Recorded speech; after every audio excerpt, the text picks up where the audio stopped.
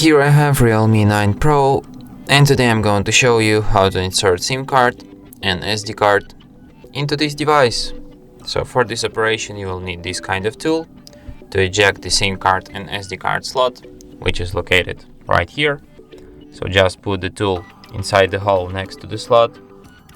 The slot will come out. And here you have to put your SD card and right next to it your SIM card, and then put it back into your device just like this.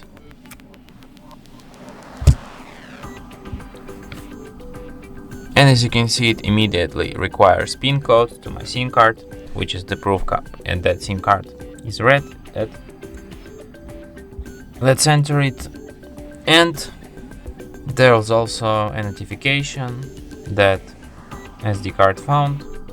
Okay, there is no such notification, but I can go to the files application and show you that there is SD card section now.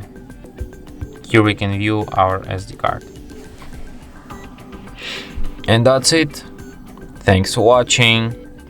If you find this tutorial useful, don't forget to hit that like button and subscribe to our channel.